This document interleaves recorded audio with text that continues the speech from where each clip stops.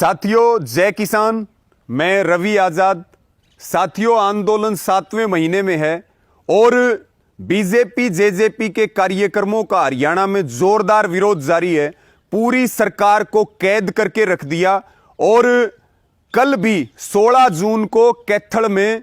शिक्षा मंत्री कंवरपाल गुर्जर का कार्यक्रम है और विरोध की इतनी जबरदस्त तैयारियां हैं कि शिक्षा मंत्री को अपने कार्यक्रम को रद्द करने की घोषणा करनी पड़ी। इसी के साथ में कुछ ऐसे उदाहरण हैं विरोध के साथ जो हरियाणा नए उदाहरण सेट कर रहा है और वो पूरे देश के लिए प्रेरणादायी हैं और इन राजनीतिज्ञों की जो साजिशें हैं इनके खिलाफ भी एक बड़ी मुहिम है। और ये देश की जो मालिक है वो जनता है, ना कि हमारे चुने हुए प्रतिनिधि मालिक हैं। तो साथियों, आप देखेंगे कि जो 13 तारीख को झज्जर में विवादित जगह पर, धार्मिक जगह पर कब्जा करके बीजेपी के प्रदेश अध्यक्ष ओम प्रकाश धनखड़ ने तय टाइम से 4 घंटे पहले नींव रखी थी। तय टाइम पर किसान पूछे, नींव के पत्थर उखाड़ फेंके और यह ऐलान किया कि विवादित जगहों पर कब्जा नहीं करने देंगे, भाजपा को गुंडागर्दी नहीं करने देंगे। उसको लेकर के कल यानी कि 14 तारीख को ओम प्रकाश धनखड़ ने कुछ किसानों पे मुकदमे दर्ज करवाए हैं संगीन धाराओं में। हमारी बीजेपी सरकार को और ओम प्रकाश धनखड़ को सीधी चेतावनी है कि वो मुकदमों के माध्यम से हमें डराने की कोशिश ना करे और हरियाणा की सरकार तत्काल इन फर्जी मुकदमों को वापस ले, अन्यथा झज्जर में जो है वो बड़ा निर्णय लिया जाएगा और किसी कीमत पर भी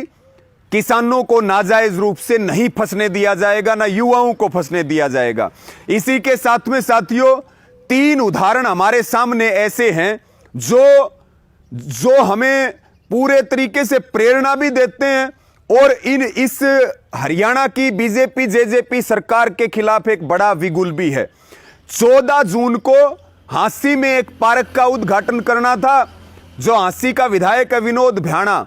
और 13 तारीख की देर रात को ही हमारे किसानों ने और युवाओं ने वहां पार्क में सफाई करके और बोर्ड के ऊपर काली टेप लगा करके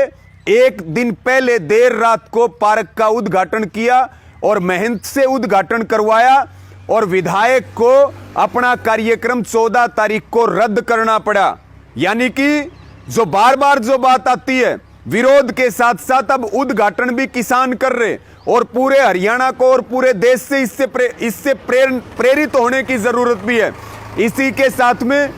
14 तारीख को कल फिर हिसार जिले में जो है